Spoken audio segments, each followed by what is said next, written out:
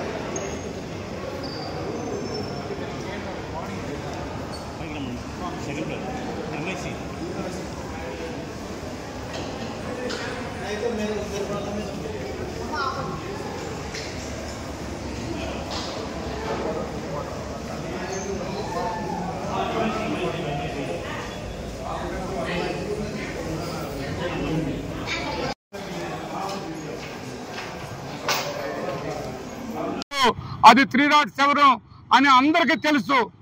మీరే అందులో వాళ్ళ నాన్న చేత ఏలు ముద్ర వేపించుకొని మీ ఇష్టం వచ్చేట్టు రాపించుకోవటం దారుణం. వాళ్ళ నాన్న చేత ఏలు ముద్ర వేపించుకున్నారు, వాళ్ళు ఇష్టం వచ్చేట్టు రాసుకున్నారు. ఇది కరెక్టా? అదేగాక బ్రహ్మనాయుడు గారు సృష్టించిందేనని చెప్తాడు.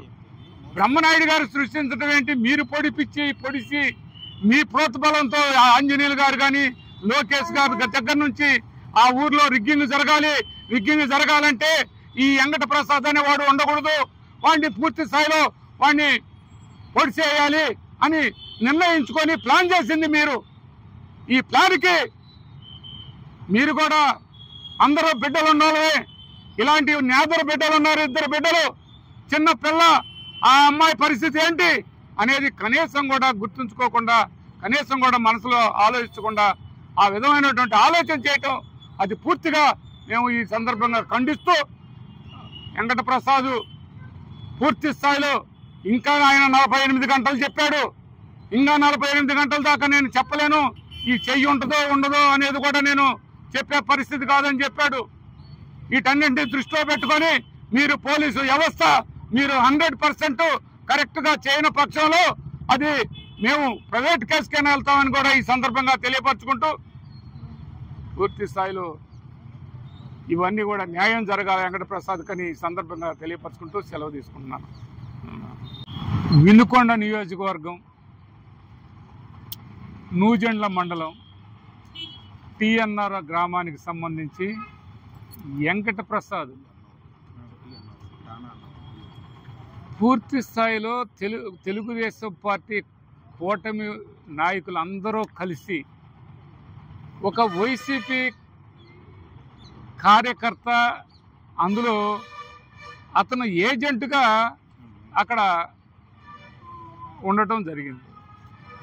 మొన్న పోయిన ఎలక్షన్కి 24 ఎలక్షన్కి అంటే గతంలో ఎప్పుడు కూడా టీఎన్ఆర్ గ్రామం, ముతరాజపాలెం ఈ 2 గ్రామాలు ఒక్క ఓటు వాళ్ళు కావాలని 4 ఓట్లు వేయటం తప్ప ఏనాడు అవతల పార్టీకి ఓట్లేరు. అంతా రిగ్గింగ్ చేసుకుంటారు తెలుగుదేశం పార్టీ జీవీఎస్ ఆంజనేయులు గారి ఆధ్వర్యంలో. నిన్న 2004 ఎలక్షన్కి ఈ వెంకట ప్రసాద్ ఏజెంట్గా వైఎస్ఆర్ కాంగ్రెస్ పార్టీ తరపు నుంచి ఏజెంట్గా ఉన్నాడని చెప్పి గత కొంతకాలంగా ఒక ప్లాన్ చేస్తూ ఉన్నారు. ఇతన్ని ఏ కాడికి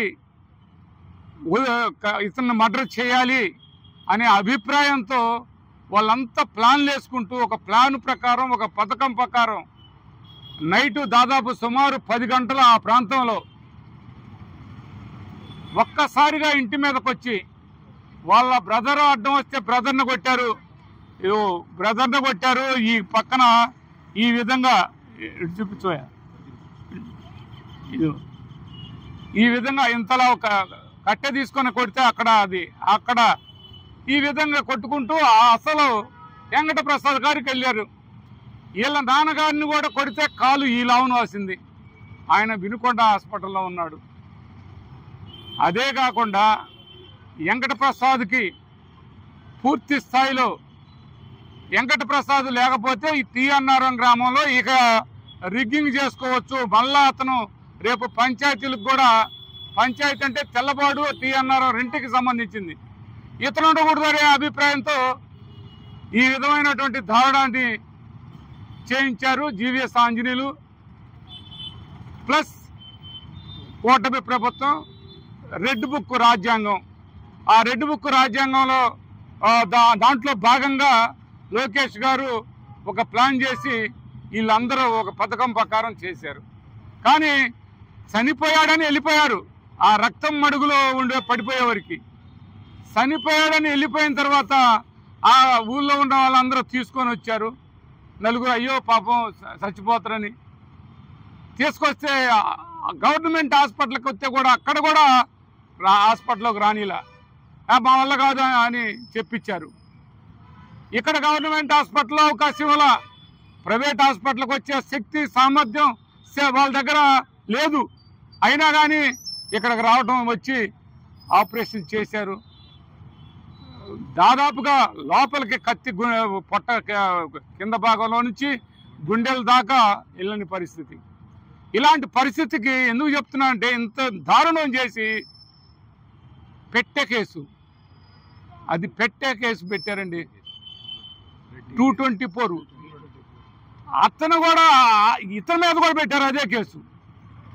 అసలు ఈ దారుణం ఏంది అంటే వాడే గీసుకున్నాడు అని చెప్తారు. ఎంత దారుణంగా మాట్లాడుతున్నారంటే ఆ ఆంజనేయులు గారి పక్కన ఇంకొక ఆయన, వీళ్ళందరూ కలిసి దీన్ని మరోలా సృష్టిస్తాలని, ఆయన వైసీపీకి సంబంధించిన ఆయనే, వాళ్ళిద్దరూ వైసీపీ వాళ్ళేనని మొన్న కండ వేసి వాడికి వైసీపీ కండ ఒకటేసి ఒక ఫోటో తీసి వీళ్ళిద్దరూ వైసీపీ కుటుంబ తగాదని చెప్పారు. ఇది ఎట్లా దారుణంగా ఉందంటే అతి దారుణం అండి. ఈ కేసు పెట్టే విధానం కానీ కనీసం వాళ్ళ పార్టీ వాళ్ళని మా పార్టీ వాళ్ళుగా చిత్రీకరించడం. జీవీఎస్ ఆంజనేయులు అమ్మటి ఇంకొక ఆయన మక్కిన మల్లికార్జునరావు అని, ఆయనకు కూడా మొన్నటిదాకా జగన్మోహన్ రెడ్డి వేసిన కండవే ఉంది. ఆ కండవం చూపించి ఆయన చేసిన తప్పులన్నిటికీ వైసీపీ బాధ్యత వహించాలా? మీరు చెప్పండి. ఇప్పుడు ఇవాళ కొంతమంది ఈ పార్టీలోంచి ఆ పార్టీలో పోయినారు, వాళ్ళ కండవలు వేసుకుంటారు. వాళ్ళు ఇవాళ చేసే తప్పులకి మా వైఎస్ఆర్ కాంగ్రెస్ పార్టీ, మా జగన్మోహన్ రెడ్డి కారణం కాదు కదా. ఇది ఆలోచించాల్సిన అవసరం ఉంది. పూర్తి స్థాయిలో 307 అటెంప్ట్ మర్డర్ చేసే కార్యక్రమాన్ని తొలగించి వాళ్ళు పెట్టే కేసు పెట్టి దాన్ని చేతులు దులుపుకుందాం అనుకొని వ్యవహారం చేస్తారు.